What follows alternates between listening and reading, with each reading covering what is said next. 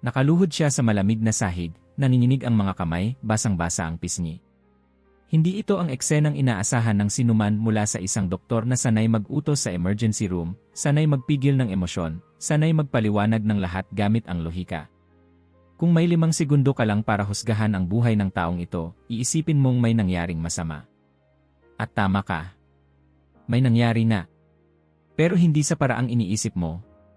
Kung naniniwala kang sigurado ka na tungkol sa Diyos, kung pakiramdam mo malinaw na malinaw ang lahat at wala nang kailangang tanungin, ang kwentong ito ay para sa iyo. Hindi para baguhin ka agad. Hindi para kumbinsihin ka. Kundi para iparamdam kung ano ang pakiramdam kapag ang mismong pundasyon ng iyong mga paniniwala ay biglang gumalaw. Ang pangalan niya ay Ricardo. Bago ang lahat ng ito, kilala siya bilang iyong batang perpekto. Iyon ang tawag ng mga matatanda sa kanya noong bata pa siya. Ang batang hindi pumapalya sa simbahan. Ang batang hindi sumasagot ng pabalang. Ang batang kayang magbigkas ng mahahabang talata na para bang likas na bahagi ng paghinga niya ang mga salita ng kasulatan. Ricardo, sabihin mo nga ulit, sasabihin ng ama niya sa hapagkainan habang may bisita. Simulan mo sa unang kabanata. At sisimulan niya. Walang kaba. Walang pagkakamali. Titingin ang mga bisita sa isa't isa, ningiti, at sasabihin ang linyang paulit-ulit niyang narinig sa buong pagkabata niya. May plano ang Diyos sa batang yan. Lumaki si Ricardo na alam ang papel niya. Hindi niya ito pinili. Ibinigay ito sa kanya. At tinanggap niya ng buong buo. Habang ang ibang bata ay naglalaro sa labas, siya ay nag-aaral. Habang ang iba ay nagkakamali, siya ay nag-ingat. Natutunan niya ng maaga na ang pagdududa ay kahinaan, at ang pagtatanong ay simula ng paglayo. Kaya hindi siya nagtatanong. Hindi niya kailangang magtanong. Sigurado siya. Ang seguridad na iyon ang nagdala sa kanya sa medisina.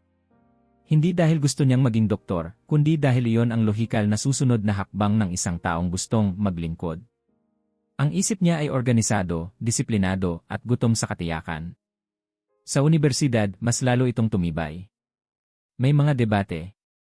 May mga argumento. May mga kalaban. At sa bawat sagupaan, pakiramdam niya ay lalo siyang tumitibay. Hindi ito personal, madalas niyang sabihin sa sarili. Katotohanan lang ang ipinagtatanggol ko.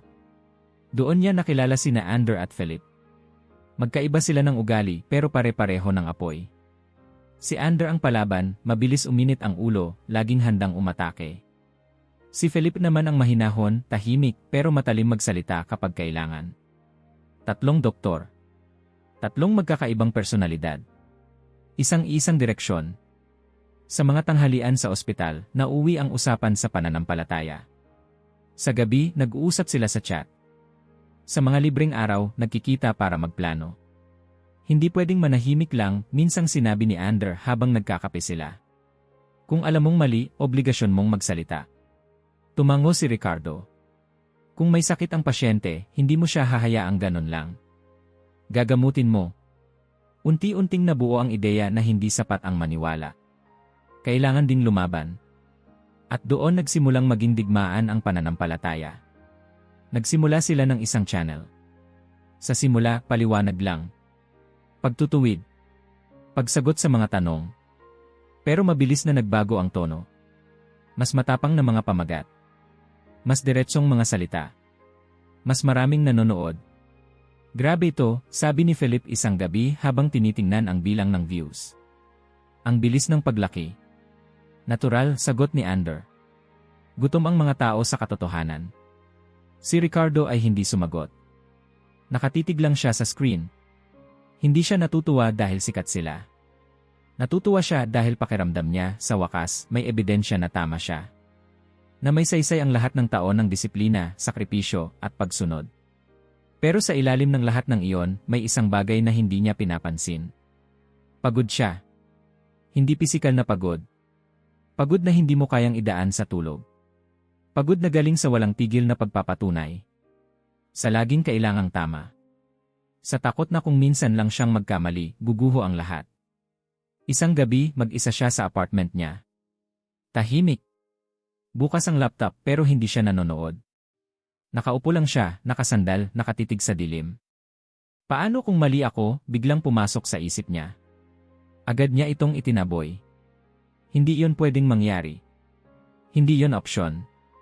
Kung mali siya, mali ang lahat. Ang pamilya niya. Ang mga sakripisyo. Ang pagkatao niya. Hindi, sabi niya sa sarili. Sigurado ako. At doon, eksakto sa sandaling iyon ng pilit na katiyakan, may isang ideyang pumasok sa isip niya. Isang ideyang simple, lohikal, at sa paningin niya, hindi matatalo. Kung may duda ang iba, tatapusin niya ang duda. Kung may tanong, sasagutin niya ng minsanan. Isang ideyang magpapatunay, hindi lang sa mundo, kundi sa sarili niya na tama siya. Ngunit hindi niya alam na sa mismong sandaling iyon, habang nakaupo siya sa katahimikan at kinukumbinsi ang sarili na kontrolado niya ang lahat, nagsisimula ng gumalaw ang isang bagay na hindi niya kayang ipaliwanag, sukatin, o pigilan. At ang susunod na hakbang na gagawin niya, na akala niya ay magpapatibay sa kanyang pananampalataya, ang siyang unang bitak sa lahat ng kanyang kinatatayuan. Bago tayo magsimula, mag-like at mag-subscribe dahil may mga bagay dito na kailangan mong malaman bago ang sinuman. Hindi agad napansin ni Ricardo ang pagbabago. Sa totoo lang, kung may nagtanong sa kanya noon kung may mali ba sa direksyong tinatahak niya, tatawa lang siya. Maayos ang lahat. Mas maayos pa nga kaysa dati. May malinaw siyang layunin, may mga taong kapareho ng paniniwala, at may pakiramdam siyang mahalaga ang ginagawa niya. Nagsimula ang lahat sa unibersidad. Sa unang taon niya sa medisina, pakiramdam ni Ricardo ay nasa tamang lugar siya. Ang paligid ay puno ng utak na mabilis mag-isip, ng mga taong sanay magtanong at magduda, at iyon ang eksaktong dahilan kung bakit mas lalo niyang pinanghawakan ang kanyang katiyakan.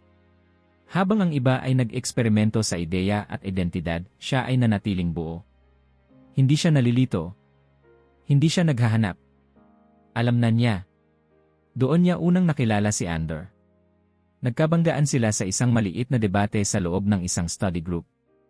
May nagsabi ng isang bagay tungkol sa pananampalataya na hindi niya nagustuhan, at bago pa man siya makapagsalita, si Ander na ang sumingit. Mali yan, diretsyo nitong sinabi, walang paligoy. Hindi pwedeng ganon ang interpretasyon. Nagtinginan ang lahat. Ang iba ay nainis. Ang iba ay natawa. Si Ricardo ay napangiti. Pagkatapos ng klase, nilapitan niya si Ander. Matapang ka, sabi niya. Ngumiti si Ander, bahagyang mayabang. May mga bagay kasing kailangang sabihin ng malinaw. Nagkamay sila. Parang may kuryenteng dumaan. Pareho nilang naramdaman iyon. Hindi pagkakaibigan agad, kundi pagkilala. Para bang nakita nila ang sarili nila sa isa't isa. Si Felipe ay dumating ng mas tahimik. Nakaupo siya sa likod ng silid sa isang lecture, tahimik na nakikinig habang ang propesor ay nagsasalita tungkol sa etika sa medisina. May nagtanong tungkol sa relihiyon at agham. Tahimik ang lahat. Si Felipe ang nagtaas ng kamay. Hindi kailangang magbanggaan, mahinahon niyang sabi. Pero kailangan malinaw kung alin ang katotohanan at alin ang paniniwala. Pagkatapos ng klase, lumapit si Ricardo sa kanya. Maganda yung sinabi mo, wika niya. Tumango lang si Felipe. May mga bagay kasing hindi pwedeng paghaluin. Tatlo sila at hindi nagtagal, naging isa ang direksyon. Sa una, puro pag-aaral lang. Anatomy sa umaga, biochemistry sa hapon, at mga talakayan sa gabi. Pero unti-unti, napupunta ang usapan sa pananampalataya. Sa simbahan. Sa doktrina. Sa kung sino ang tama at sino ang mali. Hindi naman natin hinahanap ang gulo, sabi ni Ricardo minsang gabi habang nakaupo sila sa isang maliit na kainan malapit sa campus. Pero kung mali. Eksakto, sagot ni Ander, sinasandalan ng mesa. At kung alam mong mali at nanahimik ka, kasalanan mo rin. Tahimik si Felipe, hinahalo ang kape niya. Ang tanong, sabi niya sa wakas, hanggang saan? Walang sumagot agad. Pero sa loob-loob ni Ricardo, malinaw ang sagot. Hanggang sa wala ng mali. Hindi nila namalayang nagbabago na ang tono ng kanilang pananampalataya. Dati, ito ay personal. Panloob. Tahimik. Ngayon, nagiging panlabas. Pampubliko. Palaban. Nagsimula sila sa maliliit na diskusyon online. Mga komento sa forum. Mga sagot sa tanong. Ngunit napansin nilang mas maraming tao ang nakikinig kapag mas diretsyo ang salita. Kapag mas matalim ang atake. Ganito talaga, sabi ni Ander isang gabi habang tinitingnan nila ang laptop ni Ricardo. Hindi ka pakikinggan kung hindi ka maingay. Hindi naman tayo nagsisinungaling, dagdag ni Felipe. Sinasabi lang natin ang sa tingin natin ay tama. At doon ipinanganak ang ideya ng channel. Sa simula, parang eksperimento lang. Isang video. Isang paliwanag. Isang sagot sa isang tanong na matagal na raw nilang naririnig. Walang malaking inaasahan. Walang engrandeng plano. Pero may nangyari. Dumami ang views. Dumami ang komento. Dumami ang pumapalakpak. Tama kayo. Salamat, may nagsabi rin sa wakas. Buti may naglalakas loob. Binasa ni Ricardo ang mga yon ng paulit-ulit. Sa bawat papuri, may kung anong tumitibay sa loob niya. Hindi lang ang argumento. Ang identidad. May ginagawa tayong mahalaga, sabi niya isang gabi, halos pabulong, na parang takot na baka mawala kapag sinabi ng malakas. Tumango si Ander. Hindi lang mahalaga. Kailangan. Habang tumatagal, nagiging mas matapang ang mga pamagat. Mas diretsyo ang mga salita. Ang dating paliwanag ay nagiging atake. Ang dating tanong ay nagiging hatol. Hindi ba masyado na to, minsang tanong ni Felipe, habang binabasa ang script na isinulat ni Ander. Hindi, sagot ni Ander agad. Matagal nang masyado ang pananahimik. Tumingin si Ricardo sa dalawa. May kaunting kaba sa dibdib niya, pero mabilis niya itong pinatahimik. Normal lang to, sabi niya sa sarili. Parte ng laban. At ang laban ay may kaakibat na gantimpala. Mas maraming subscriber. Mas maraming imbitasyon. Mas maraming mensahe mula sa mga taong nagsasabing binago raw nila ang isip ng mga ito. Na nailigtas daw sila mula sa maling paniniwala. Parang misyon, sabi ni Ricardo minsang gabi habang naglalakad sila pauwi. Hindi na lang to opinyon. Hindi kailanman naging opinyon, sagot ni Ander. Katotohanan to. Pero habang lumalaki ang kanilang impluensya, may mga bagay na hindi na napapansin. Hindi na sila nakikinig. Hindi na sila nagtatanong. Hindi na sila nagdududa. Kapag may hindi sumasang-ayon, hindi na ito pagkakataon para mag-usap. Isa na itong kalaban. At ang kalaban ay kailangang talunin, hindi unawain. Napansin ito ni Ricardo minsang may nagpadala ng mahabang mensahe. Maayos ang tono. Walang insulto. May tanong lang. Totoong tanong. Binasa niya ito ng buo. Tahimik. May sandaling gusto niyang sagutin ng maayos. Ipaliwanag. Makinig. Pero bago pa man siya makapag-type, may pumasok na mensahe mula kay Ander. Huwag mo nang patulan yan. Ganyan sila. Paikot-ikot lang. At sinunod niya. Isinara niya ang mensahe. Tinabihan ng katahimikan. At may isang bagay sa loob niya ang kumirot, pero mabilis ding nawala, natabunan ng susunod na papuri, susunod na panalo. Kung titignan mula sa labas, perpekto ang lahat. 3 doktor. Matatalino. Matapang. May plataporma. May tagapakinig. Pero kung lalapit ka, kung makikinig ka ng mabuti sa pagitan ng mga salita, may maririnig kang kakaiba. Hindi na ito pananampalataya. Isa na itong digmaan. At sa digmaan, lahat ay may dahilan. Kahit ang mga bagay na dati hindi mo kailanman gagawin. Isang gabi, pagkatapos ng mahabang diskusyon at pag-record, nanatili si Ricardo sa sala. Umuwi na sina Ander at Philip. Tahimik ang paligid. Bukas pa rin ang laptop. May nakapause na video sa screen. Tumingin siya sa sarili niyang refleksyon sa itim na salamin ng monitor. Hanggang saan, bulong niya, halos hindi marinig. Hindi niya alam na ilang sandali pa, may isang ideyang papasok sa isip niya. Isang ideyang hindi sigaw, hindi emosyon, kundi malamig at lohikal. Isang ideyang magmumukhang solusyon sa lahat. At sa sandaling iyon, habang iniisip niyang pinapalakas niya ang kanyang pananampalataya, papalapit na siya sa desisyong tuluyang babago sa lahat. Hindi ito dumating bilang tukso. Hindi rin bilang bugso ng damdamin. Dumating ang ideya na parang natural na konklusyon ng lahat ng kanilang ginagawa. Tahimik. Lohikal. Halos hindi mapapansin kung hindi ka sanay mag-isip sa parehong paraan ni Ricardo. Nagsimula ito sa isang gabi na walang espesyal. Mag-isa si Ricardo sa apartment. Umiilaw ang screen ng laptop sa madilim na sala. May tumatakbong dokumentaryo sa background, hindi niya sinasadyang panoorin. Pinatugtog lang niya habang nag-aayos ng mga notes para sa susunod na video. Mga kwento tungkol sa diumano'y mga himala. Mga test na ginawa raw sa tinapay at alak. Mga siyentipikong terminong pamilyar sa kanya, ginamit sa paraang hindi niya gusto. Tumawa siya ng mahina. Paulit-ulit na lang, bulong niya. Pare-parehong kwento. Pero hindi niya pinatay. May isang bahagi sa kanya na gustong marinig kung hanggang saan ang sasabihin. Isang siyentipikong ugali. Pakinggan ang claim bago ito pabulaanan. Habang nagsasalita ang narrator tungkol sa mga laboratory test, biglang may kumirot sa isip ni Ricardo. Isang tanong. Hindi emotional. Hindi spiritual. Praktikal. Paano kung subukan namin mismo? Umupo siya ng tuwid. Hindi iyon ideya na may kasamang kaba. Wala ring konsensya na sumisigaw. Sa halip, parang may puzzle na biglang nagpakita ng nawawalang piraso. Kung talagang simbolo lang, sabi ng isip niya, madali lang itong patunayan.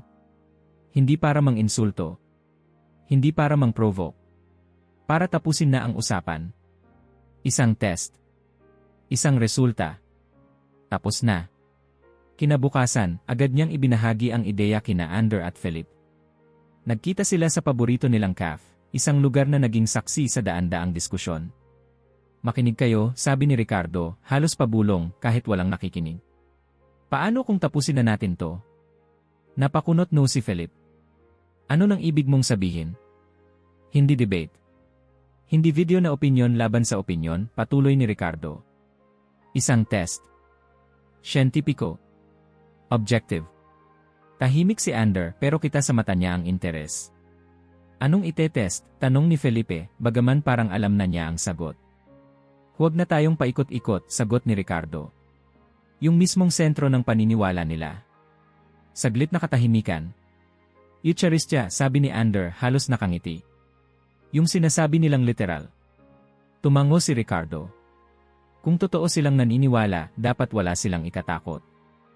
At kung simbolo lang, lalabas din. Umupo si Philip ng mas tuwid. Ricardo, alam mo bang sinasabi mo? Alam ko, sagot niya agad. At malinaw sa akin. Hindi ito bastos. Hindi ito atake. Ito ang huling hakbang para malinawan ang lahat. Paano? Tanong ni Felipe. Hindi ka basta kukuha niyan. Doon na pumasok ang plano. Hindi pa detalyado pero sapat para makita ang direksyon. Magsisimba. Tatanggap ng komunyon. Hindi kakainin. Ilalagay sa lalagyan. Laboratory. Test. Habang sinasabi niya ito, parang nagle-lecture lang siya tungkol sa isang clinical procedure. Walang drama. Walang emosyon. Ricardo, sabi ni Felipe, mabagal, maingat. Alam mo bang sa pananaw nila, sagrado yan? At sa pananaw natin, sagot ni Ander, isang maling paniniwala. Tumingin si Ricardo kay Philip. Hindi natin ito gagawin para bastusin. Gagawin natin para linawin. Para sa katotohanan. Tumahimik si Philip. Hindi siya kumbinsido pero hindi rin siya umatras. Kung gagawin to, sabi niya sa wakas, dapat maayos. Walang palya. Ngumiti si Ricardo. Siyempre. Sa mga sumunod na linggo, naging mas sistematiko ang lahat. Hindi ito pinag-usapan sa publiko. Hindi ito isinama sa content. Para itong lihim na proyekto, hiwalay sa ingay ng channel. Nag-research sila. Hindi tungkol sa teolohiya, kundi sa proseso. Kailan ang komunyon? Paano ito ibinibigay? Ano ang pinakamainam na paraan para hindi mapansin? Sa kamay, sabi ni Ander habang tinitingnan ang floor plan sa screen. Mas madali. 3 tayo, dagdag ni Ricardo. 3 sample. Para walang magsabing isolated case. Si Felipe ang nagdala ng usapang legal. Walang thesis sa loob ng simbahan. Marami, sagot ni Ricardo. Pero wala namang krimen kung tatanggap ka ng komunyon. Ang ginagawa mo pagkatapos, hindi nila kontrolado. Tahimik si Philip. Hindi siya komportable, pero sa bawat tanong niya, may sagot si Ricardo. Malinis. Lohikal. Walang butas. At doon nagsimulang maging delikado ang lahat. Dahil kapag ang bawat tanong ay may sagot, tumitigil ka ng makinig sa sarili mong konsensya. Pinag-usapan nila ang lugar. Hindi pwede kung saan-saan lang, sabi ni Ander. Kung gagawin natin to, doon na sa pinakamalaki. Hindi na nila kailangang banggitin ang pangalan. Alam na nilang lahat. Aparecida. Tahimik ang mesa. Sa araw mismo, dagdag ni Ander. Para walang magduda. Para malinaw ang simbolismo. May bahagyang kirot sa dibdib ni Ricardo nang marinig niya yon. Isang segundo lang. Parang malamig na hangin sa batok. Pero mabilis din niyang itinaboy. Mas maganda, sabi niya. Mas representative. Sa isip niya, parang lalo lang nitong pinapatibay ang halaga ng test. Kung sa pinakamahalagang lugar at araw, pareho pa rin ang resulta, tapos na ang usapan. Sa gabi, mag-isa na naman si Ricardo. Nakahiga sa kama, gising ang isip. Hindi siya kinakabahan. Pero hindi rin siya mapakali. Ginagawa ko to para sa tama, sabi niya sa sarili. Kung may mali, mas mabuting malaman. Pero may isa pang boses, mahina, halos hindi marinig. Sigurado ka ba? Bumaling siya sa kisame, huminga ng malalim. Sigurado, bulong niya, mas para patunayan sa sarili kaysa sagutin ang tanong. Dumating ang araw na napagkasunduan na ang lahat. May lalagyan na. May plano. May oras. May roles. 3 doktor. 3 sample. Isang resulta. Kung may nakakakita sa kanila mula sa labas, iisipin mong naghahanda sila para sa isang eksperimento. At sa isang banda, tama yon. Ang hindi nila alam, ang eksperimento ay hindi lang tungkol sa tinapay. At habang mas lalo nilang nararamdaman na kontrolado nila ang lahat, mas lalong bumibigat ang pakiramdam ng katahimikan sa pagitan ng mga plano. Isang katahimikan na parang naghihintay. Hindi ng resulta, kundi ng sandali. Isang sandaling magpapakita kung sino talaga ang sinusubok. At habang iniisip nilang pupunta sila roon para subukan ang isang paniniwala, hindi nila alam na ang paniniwala ang matagal nang naghihintay para subukan sila. Nagising si Ricardo bago pa tumunog ang alarm. Hindi dahil sa kaba. Hindi dahil sa takot. Gising lang ang isip niya, parang may nakaabang na appointment na hindi pwedeng mahuli. Humiga siya sandali, nakatingin sa kisame, pinakikiramdaman ang sarili. Normal ang tibok ng puso. Kalma ang paghinga. Wala siyang maramdaman na dapat ikabahala. Isa lang to, bulong niya sa sarili. Isang araw. Isang hakbang. Tumayo siya, naligo, at nagsuot ng damit na sinadya niyang piliin. Hindi pang opisina. Hindi rin pang simbahan. Neutral. Isang taong walang intensyon, walang pinapanigan. O ganoon ang gusto niyang isipin. Habang nagmamaneho papunta sa Aparecida, dumarami ang sasakyan sa kalsada. Mga bus na puno ng tao. Mga pamilya. Mga matatanda. May mga bandilang nakakabit sa bintana, may mga rosaryo sa rearview mirror. Nakaramdam siya ng bahagyang iritasyon. Emosyonal, sabi niya sa sarili. Natural lang. Pagdating niya sa lungsod, ibang-iba ang pakiramdam. Parang may bigat sa hangin. Hindi dahil sa init o ingay, kundi sa dami ng tao na sabay-sabay papunta sa isang direksyon. Para itong agos na humihila. Kahit ayaw mo, nadadala ka. Nagkita sila nina Ander at Felipe sa napag-usapang lugar. Walang yakapan. Walang biro. Isang tango lang. Isang kumpirmasyon na tuloy ang plano. Lahat malinaw, tanong ni Ricardo. Sagot ni Ander diretsyo. Pareho pa rin. Tahimik si Philip. Tumingin siya sa gusali sa malayo, saka bumalik ang tingin kay Ricardo. Kung may magtanong, sabi niya, normal lang tayo. Tumango si Ricardo. Walang mangyayari. Habang papalapit sila sa basilika, lalong lumalakas ang ingay. Mga awit. Mga dasal. Mga tinig na nagsasabay-sabay. Sa loob-loob ni Ricardo, parang may mali sa eksena. Hindi sa teolohiya. Sa pakiramdam. Parang masyadong buo ang lahat. Masigla. Sigurado. Focus, bulong niya sa sarili. Pagpasok niya sa loob, tinamaan siya ng laki ng espasyo. Mataas ang kisem. Malalawak ang haligi. Ang liwanag ay pumapasok sa mga bintana at tumatama sa sahig na marmol. May kakaibang katahimikan sa gitna ng ingay. Parang ang bawat tunog ay may lugar. Umupo siya sa napiling pwesto. Saktong layo. Saktong lapit. Umayos siya ng upo, inilagay ang mga kamay sa tuhod, at huminga ng malalim. Isang oras, sabi niya sa sarili. Tapos na. Nagsimula ang misa. Tumayo ang lahat. Umupo. Tumayo ulit. Pamilyar ang galaw kahit hindi pamilyar ang ritual. Pinapanood niya ang paligid na parang obserbador. Ang mga mukha. Ang mga mata. May mga umiiyak. May mga nakapikit. May mga mukhang payapa. Autosuggestion, bulong niya. Pero habang tumatagal, may mga bagay na hindi niya maipaliwanag. Hindi malakas. Hindi dramatiko. Maliit lang. Isang pakiramdam na parang may tumitingin sa kanya. Hindi sa likod. Hindi sa gilid. Hindi niya alam kung saan galing. Inilingon niya ang ulo. Wala. Bumalik siya sa harap. Huminga ulit. Pagod lang, sabi niya sa sarili. Sa bawat bahagi ng misa, mas bumabagal ang oras. Hindi dahil boring, kundi dahil parang pinipiga ang bawat segundo. Ang bawat salita ay tila mas malinaw kaysa inaasahan niya. Hindi dahil naniniwala siya, kundi dahil ayaw niyang makinig pero naririnig pa rin. May bahagi ng homily na tumama sa kanya. Hindi dahil sa nilalaman, kundi dahil sa tono. Hindi mapilit. Hindi agresibo. Parang may inaanyayahan lang. Nonsense, sabi niya sa isip. Huwag kang makinig. Tumingin siya sa gilid, hinanap si Ander. Nakita niya itong tuwid ang likod, seryoso, nakatingin sa altar. Si Philip naman ay bahagyang nakayuko, parang may iniisip. May sandaling gusto niyang tumayo at umalis. Hindi dahil sa takot. Kundi dahil parang masyado ng personal ang pakiramdam. Parang hindi na siya invisible. Pero hindi siya umalis. Dumating ang sandali ng katahimikan. Ang sandaling halos lahat ay yumuko ang ulo. Ang hangin ay tila huminto. Narinig niya ang sariling paghinga.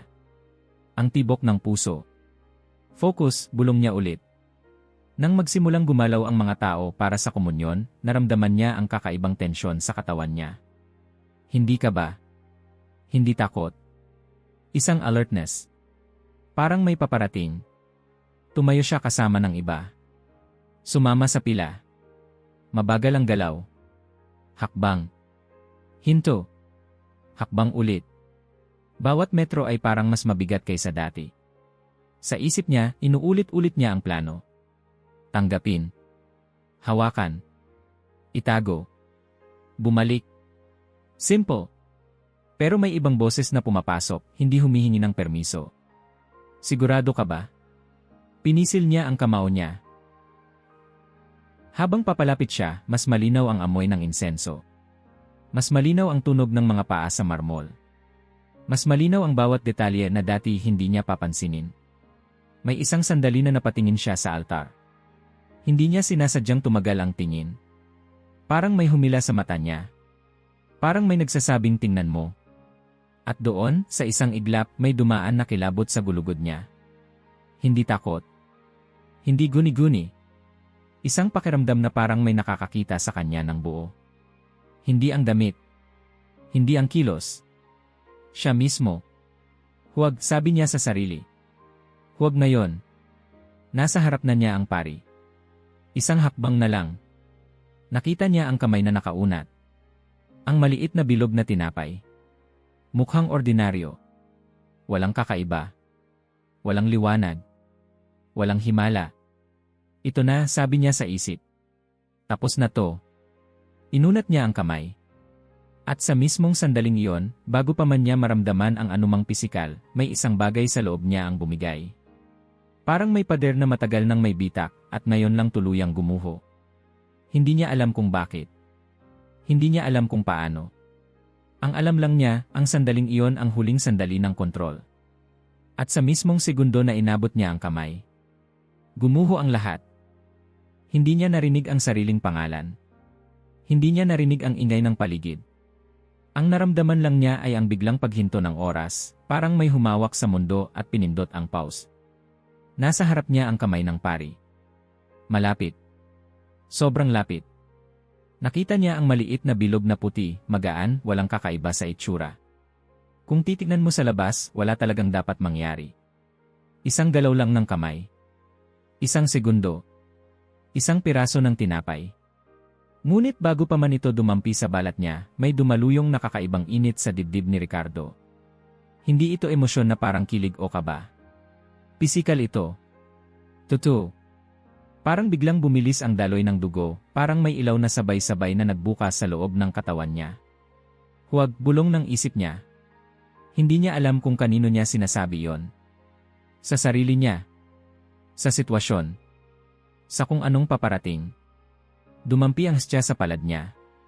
At doon nagsimulang gumuho ang lahat ng alam niya. Hindi siya nakakita agad ng liwanag. Walang dramatikong eksena. Ang unang dumating ay init. Matinding init. Parang may uling na inilagay sa kamay niya pero hindi nasusunog ang balat. Ang init ay hindi sa laman kundi sa loob. Diretso sa kanya. Diretso sa mga bagay na matagal niyang ikinukubli. Napalunok siya. Hindi niya sinasadyang umatras ang kamay niya pero huli na. Nasa kanya na. Biglang bumigat ang katawan niya. Parang may humila pababa, hindi marahas kundi tiyak. Bumigay ang tuhod niya bago pa man niya maintindihan kung bakit. Tumama ang mga tuhod sa marmol. Hindi niya naramdaman ang sakit. May umiyak. Siya pala iyon. Lumabas ang luha ng walang pahintulot. Hindi dahil sa lungkot. Hindi rin dahil sa saya. Parang may naipon na bagay sa loob niya sa loob ng maraming taon at ngayon lang binuksan ang gripo. Hindi, pabulong niyang sinabi paulit-ulit. Hindi. Hindi. Hindi. May mga boses sa paligid. May gumalaw. May tumigil. Pero para sa kanya, wala na yon. Ang mundo ay lumiit hanggang sa kamay niyang nakabukas, sa init na hindi nawawala, at sa pakiramdam na parang may tumitingin sa kanya mula sa loob ng sarili niya. At saka dumating ang liwanag. Hindi liwanag na parang ilaw sa kisem. Hindi rin parang araw. Isa itong liwanag na walang pinanggagalingan pero malinaw. Hindi nakakasakit sa mata pero hindi mo kayang baliwalain. Dumaan ito sa kanya, hindi sa harap niya. At sa gitna ng liwanag may presensya. Hindi anyo agad. Hindi mukha. Presensya. Mabigat. Buo. Tahimik pero mas malakas kaysa anumang sigaw na narinig niya sa buong buhay niya. Ricardo. Hindi tunog. Hindi boses. Isang tawag na diretsyo sa kaibuturan niya. Isang tawag na alam mong para sa'yo lang. Napapikit siya. Hindi dahil sa takot, kundi dahil parang hindi niya kayang tumingin. Parang ang makita ang presensyang iyon ay mangangahulugan ng tuluyang paghubad ng lahat ng maskara. Bakit? Pumasok ang tanong sa loob niya. Bakit ngayon? Walang sagot sa anyong paliwanag. Walang sermon. Walang argumento. Sa halip may dumating na alaala. Hindi eksena. Damdamin. Ang lahat ng taon ng katiyakan. Ang lahat ng sandaling hinusgahan niya ang iba. Ang lahat ng pagkakataong sigurado siyang tama siya at mali ang mundo. Hindi ipinukpok sa kanya. Ipinakita lang. At sa pagpapakitang iyon, nakita niya ang sarili niya, hindi bilang doktor, hindi bilang leader, hindi bilang tagapagtanggol ng katotohanan, kundi bilang isang taong takot magkamali. Hindi ko alam, umiiyak niyang sinabi, bagaman wala siyang kausap sa harap niya. Hindi ko alam. May kamay na humawak sa balikat niya. Narinig niya ang boses ng pari, mahina, maingat. Kuya, okay ka lang? Hindi siya sumagot. Hindi niya kaya. Ang lalamunan niya ay parang nakasara. Ang mga salita ay walang daanan. Sa gitna ng liwanag, may imahe na unti-unting nabuo. Hindi detalyado. Hindi malinaw sa mata. Pero malinaw sa puso. Isang presensya na may kasamang lungkot at pagmamahal sa parehong sandali. Walang galit. Walang akusasyon. May pakiramdam na parang may nagsasabing, matagal kitang hinihintay. Bumagsak ang noo niya sa sahig. Hindi na niya kayang umupo.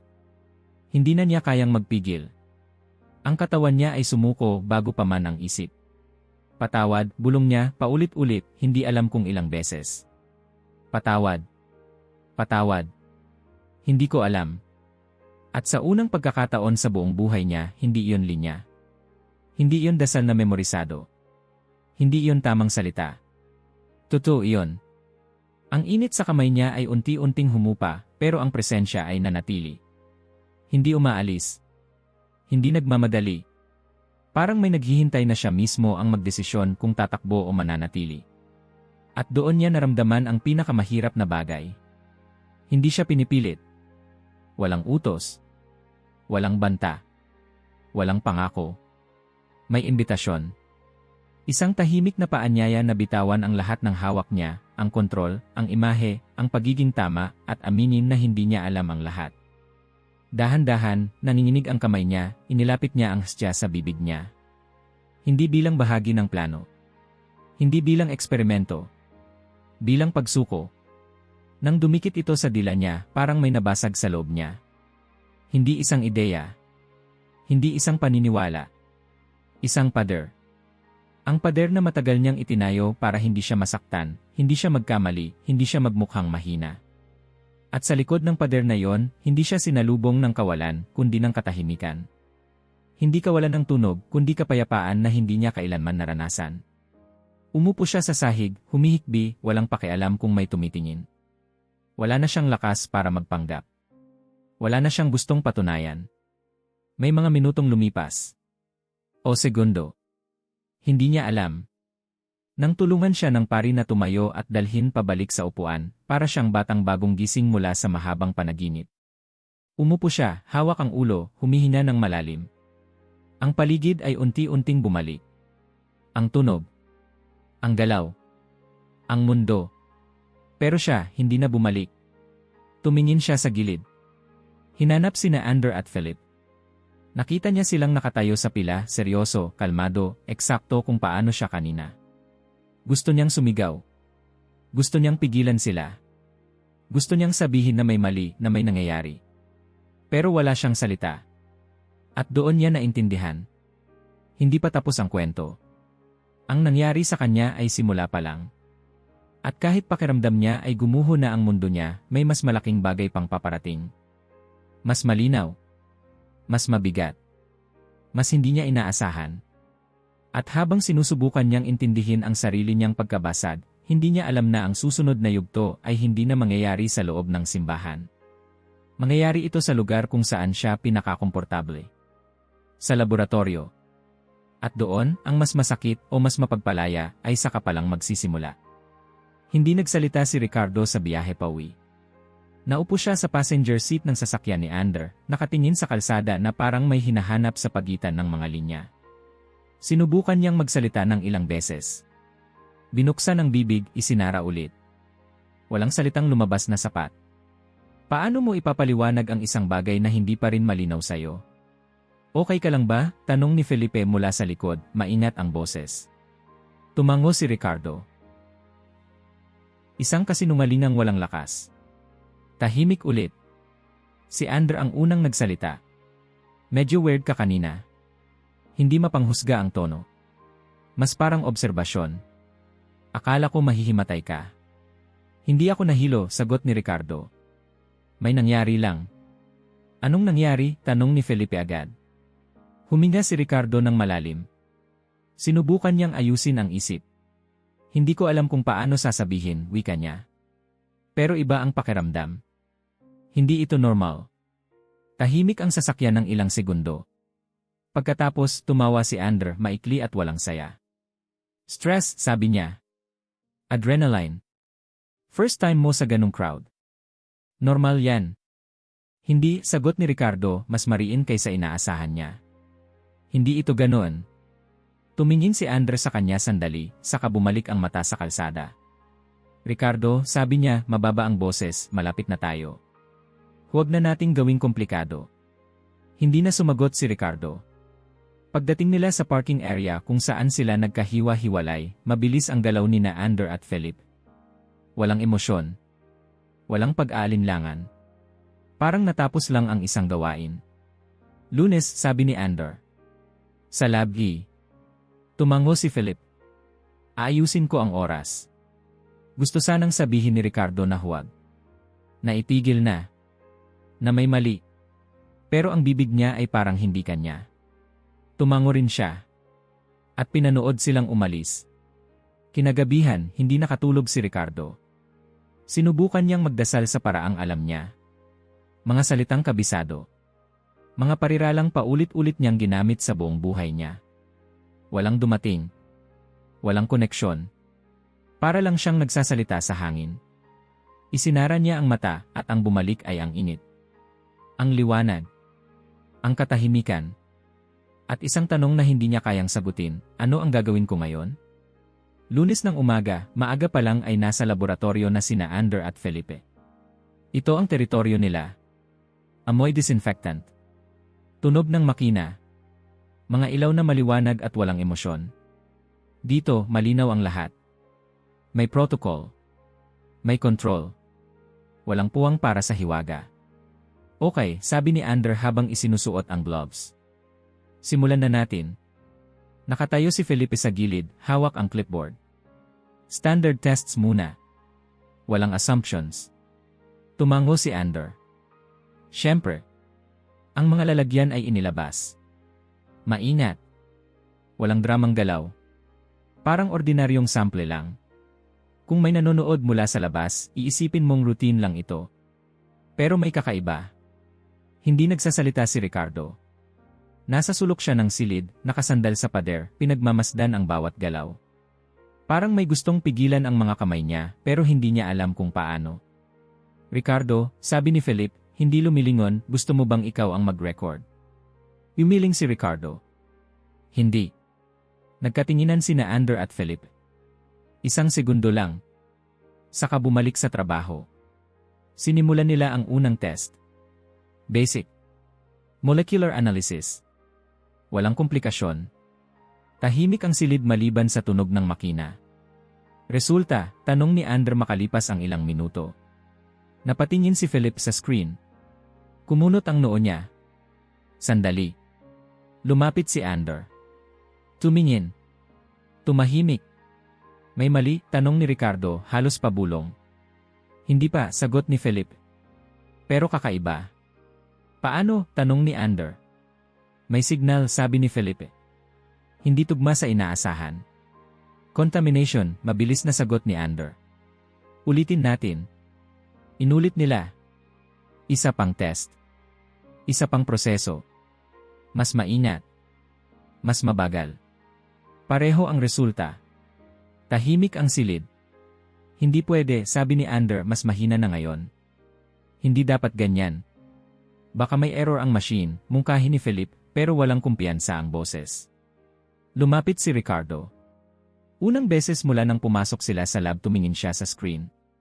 Hindi niya kailangang maintindihan ang bawat numero. Alam niya ang ibig sabihin ng ekspresyon sa mukha ni na Ander at Felipe. Subukan pa natin, sabi ni Ander. Iba pang test. Tumagal ang oras. Dumami ang test. Lumipas ang umaga. At sa bawat resulta, mas bumibigat ang katahimikan. Ricardo, biglang sabi ni Felipe, halos pabulong, may gusto akong itanong. Tumingin si Ricardo sa kanya. Ano? May sinabi ka noong araw na yon, wika ni Felipe. Na may nangyari. Umiling si Ander. Hindi yan mahalaga ngayon. Hindi, git ni Felipe, hindi inaalis ang tingin kay Ricardo. Mahalaga. Huminga si Ricardo ng malalim. Hindi ko alam kung paano ipapaliwanag, sabi niya. Pero hindi ito basta pakiramdam. Hindi ito emosyon. Kung hindi emosyon, tanong ni Ander, pilit pa rin kalmado, ano? Hindi ko alam, sagot ni Ricardo. Pero alam kong hindi ito dapat nangyayari. Tumawa si Ander pero walang saya. Tingnan mo to, sabi niya, itinuro ang monitor. Kung ano man yang naramdaman mo, hindi nito binabago ang data. Hindi sumagot si Ricardo. Dumating ang hapon. Nagpasya silang buksan ang lalagyan para sa mas detalyadong pagsusuri. Nang alisin ni Ander ang takip, may kakaibang amoy na lumabas. Hindi malakas. Hindi rin mabaho. Pero sapat para mapatingin silang tatlo. Amoy metal, sabi ni Philip. Hindi sumagot si Ander. Nakatingin siya sa loob. Tumigas ang katawan niya. Hindi pwede, bulong niya. Lumapit si Ricardo. Tumingin. Hindi na ito tinapay. Hindi niya agad na intindihan ang nakikita. Hindi niya kailangang maintindihan. Alam ng katawan niya bago pa man ang isip. Hindi, sabi ni Felipe, nanginginig ang boses. Hindi to possible. Hindi, ulit ni Ander mas malakas ngayon. Hindi. Tumayo si Ricardo ng tuwid. Tahimik. Mabagal ang paghinga. Ulitin, sabi ni Ander. Kailangan nating ulitin. Inulit nila. Isa pang lalagyan. Pareho. Tahimik ang silid. Wala nang paliwanag. Wala nang biro. Wala nang pagtanggi. Umupo si Ander sa silya, hinawakan ang ulo. Hindi to pwede, paulit-ulit niyang sabi. Hindi ito dapat mangyari. Si Felipe ay nakatayo, hindi gumagalaw, parang natakot na kung gagalaw siya, magiging totoo ang lahat. Ricardo, sabi niya, halos pabulong. Anong ginawa natin? Hindi agad sumagot si Ricardo. Tumingin siya sa dalawa. Sa unang pagkakataon, hindi siya ang nahuhuli. Hindi siya ang nahuhulog. Lahat sila. Sinubukan nating patunayan na tama tayo, sabi niya sa wakas. At ngayon sinusubukan tayo. Tahimik silang tatlo. Walang galaw. Walang salita. Sa labas ng silid, normal ang mundo. May mga taong naglalakad. May mga tawanan. May mga usapan tungkol sa lunch. Sa loob may gumuho. At sa sandaling iyon, bago pa man nila lubusang maunawaan ang kahulugan ng mga numerong nasa screen at ng mga bagay na nasa harap nila, malinaw ang isang katotohanan. Hindi na ito maibabalik sa dati. At nang sa wakas ay naintindihan nila ang tinitingnan nila, huli na para magkunwaring walang nangyari. Hindi sabay-sabay bumagsak ang lahat. Isa yon sa mga unang bagay na napansin ni Ricardo. Akala niya, pagkatapos ng nangyari sa laboratorio, guguho ang mundo sa isang iglap. Isang bagsakan. Isang desisyon. Isang linya na tatawirin tapos na. Hindi ganoon ang nangyari. Mas masakit pala kapag paisa-isa.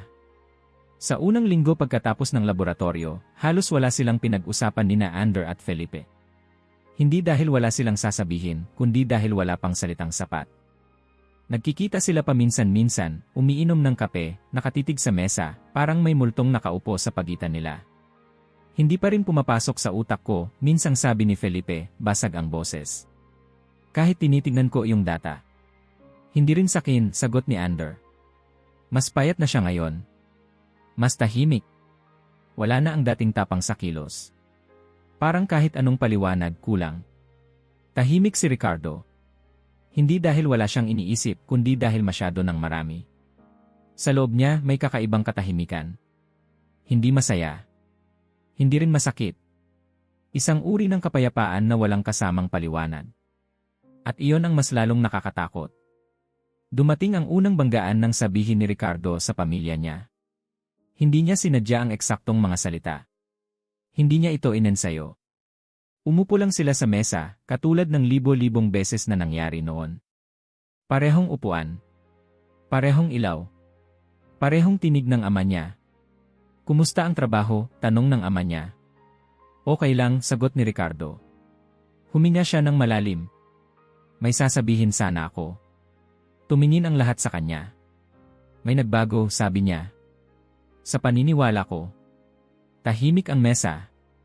Isang segundo. 2. Anong ibig mong sabihin? Tanong ng ina niya, mainat. Hindi ko na kayang ipagpatuloy ang dati, sabi ni Ricardo. Hindi na ako sigurado sa mga bagay na dati kong ipinagtatanggol. Tumawa ang ama niya, maikli.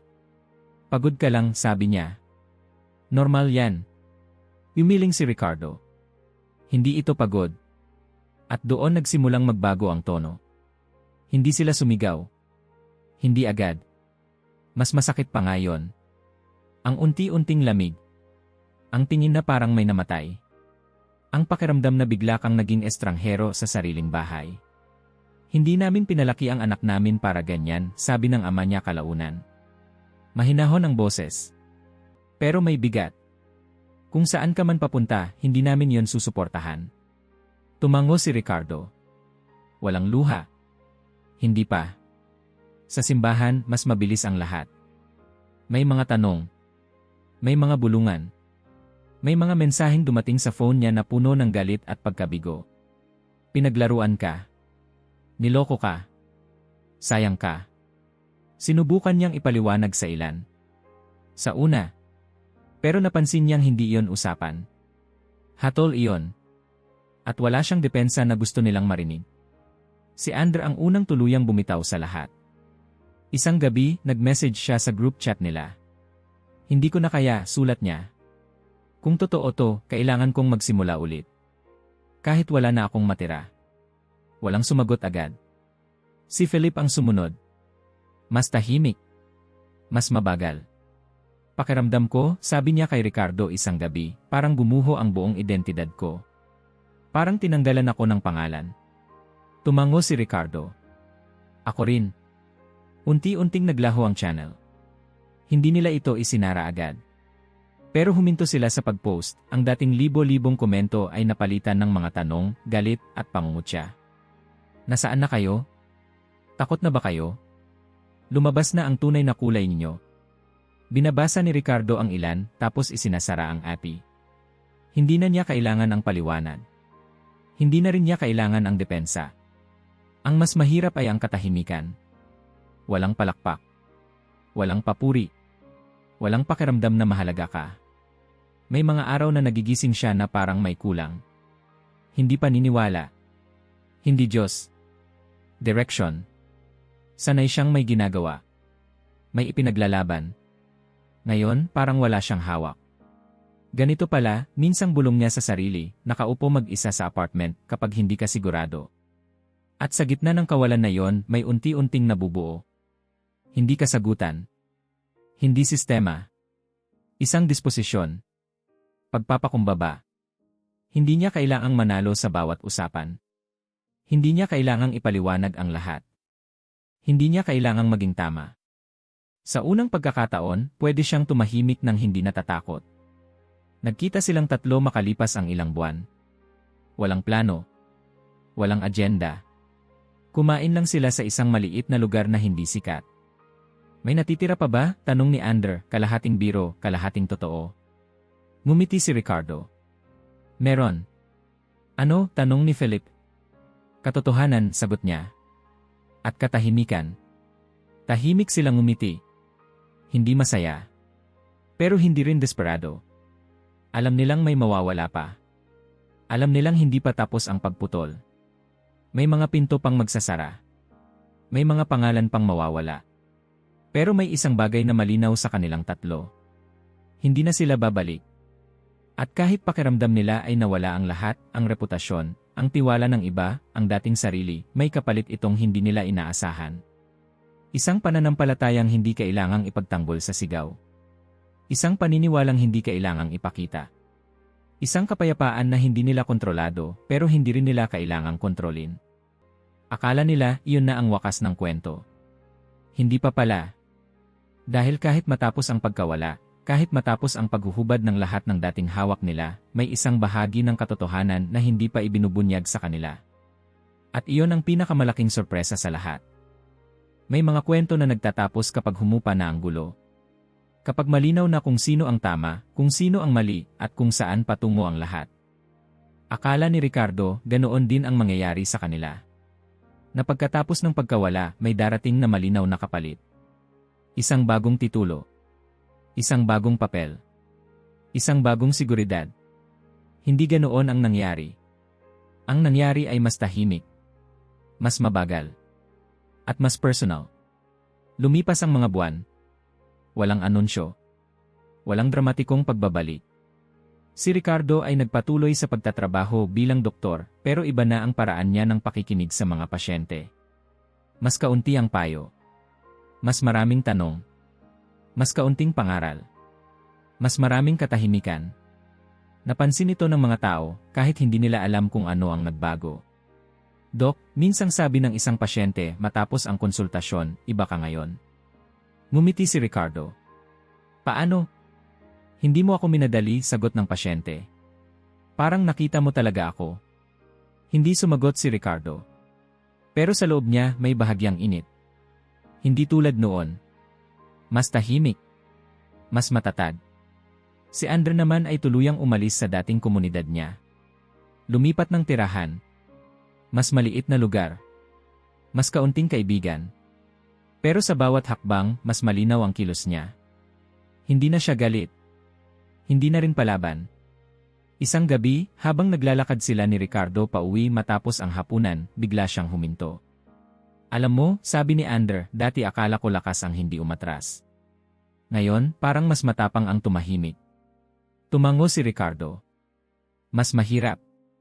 Si Felipe ang huling unti-unting nagbago. Siya ang pinakamaingat noon at siya rin ang pinakamatagal magproseso. Nagbasa siya. Nag-aral. Naglakad mag-isa. Maraming gabi na walang kausap, walang sagot. Isang araw, nag-message siya sa dalawa. May nakausap ako kanina, sulat niya. Isang taong galit na galit sa dati nating sinasabi. At alam mo, hindi ko siya sinagot. Nakinig lang ako. At parang may gumaan. Nagkita silang tatlo paminsan-minsan. Hindi na para magplano. Hindi na para magdebate. Para lang magkamustahan. Parang mga taong muling natutong maging tao, hindi proyekto. At unti-unti may mga lumalapit. Hindi sila naghahanap. Hindi sila nagyayaya. Pero may mga taong nakakakita sa pagbabago at nagtatanong. Anong nangyari sa inyo? Bakit kayo tumahimik? Bakit parang hindi na kayo galit? Sa una, maikli lang ang sagot ni Ricardo. May natutunan kami. Pero may mga pagkakataong mas mahaba ang usapan. Mas personal. Mas totoo. May isang gabing hindi niya makalimutan. Isang dating follower ng channel nila ang nagpadala ng mensahe. Galit ako sa inyo dati, sulat nito. Pakiramdam ko niloko ninyo kami. Pero may sinabi kayo noon, hindi sa video, kundi sa isang comment na bumalik sa isip ko nitong mga nakaraang buwan. Na minsan, mas mahalaga ang katotohanan kaysa sa pagiging tama. Hindi ko alam kung saan ako dadalhin nito. Pero salamat. Binasa yon ni Ricardo ng ilang beses. Hindi dahil sa papuri, kundi dahil sa tanong na dala nito. Saan ka dadalhin ng katotohanan kung hahayaan mo ito? Hindi pa rin kumpleto ang sagot niya. At natutunan niyang okay lang iyon. Dati, akala niya ang pananampalataya ay koleksyon ng tamang sagot. Ngayon, parang mas kahawig ito ng paglalakad sa dilim na may sapat lang na liwanag para sa susunod na hakbang. Hindi malinaw ang buong daan. Pero malinaw ang direksyon. May mga araw pa ring mahirap. May mga gabing nag-iisa. May mga alaala ng dating sarili na bumabalik, lalo na kapag may nakikita siyang debate online, may sumisigaw ng katiyakan, may nag-aalok ng mabilis na kasagutan. Doon niya naaalala kung gaano kasarap ang pakiramdam ng sigurado ka. Kung gaano ka komportable ang may kontrol. At doon din niya naaalala kung gaano kasikip. Isang hapon, mag-isa siyang umupo sa isang bangko sa parke. Tahimik ang paligid. May mga batang naglalaro. May mga taong naglalakad pauwi. Tinanong niya ang sarili niya, hindi bilang doktor, hindi bilang leader, kundi bilang tao. Ano ang hawak ko ngayon na ayaw kong bitawan kahit alam kong maaaring mali? Hindi agad dumating ang sagot. Pero dumating ang katahimikan. At sapat na yon. Kung narating mo ang bahaging ito ng kwento, may dahilan. Hindi dahil pareho kayo ng pinagdaanan ni Ricardo. Hindi dahil pareho kayo ng paniniwala. Kundi dahil may isang bahagi sa iyo na nakakilala sa tensyon na yon. Ang tensyon ng pagiging sigurado. Ang kwentong ito ay hindi tungkol sa isang simbahan, o isang doktrina, o isang karanasan. Tungkol ito sa sandaling kailangan mong tanungin ang sarili mo kung alin ang mas mahalaga, ang pagiging tama o ang pagiging totoo. Hindi nito hinihingi na baguhin mo agad ang isip mo. Hindi rin nito hinihingi na sumang-ayon ka. Ang hinihingi lang nito ay tapang. Tapang na tanungin kung saan ka masyadong sigurado. Tapang na aminin kung saan ka natatakot magkamali. Tapang na manatili kahit wala pang malinaw na sagot. Dahil ang kwentong ito ay hindi nagtatapos kay Ricardo, Ander, at Philip. Nagsisimula ito sa sandaling ito. Sa sandaling pinili mong hindi agad isara ang tanong. Sa sandaling hinayaan mong gumalaw ang isang ideya sa loob mo kahit hindi ka sigurado kung saan ka nito dadalhin. At kung may isang paanyaya ang kwentong ito, ito yon. Huwag mo munang sagutin. Huwag mo munang ipagtanggol ang sarili mo. Makinig ka muna. Kung naramdaman mong may gumalaw sa loob mo, huwag mo itong patayin agad. Dalhin mo ito sa susunod na pagninilay. Sa susunod na tanong. Sa susunod na hakbang. Dahil may mga kwento na hindi mo lang pinapakinggan. May mga kwentong humihiling na ipagpatuloy mo ang mga ito.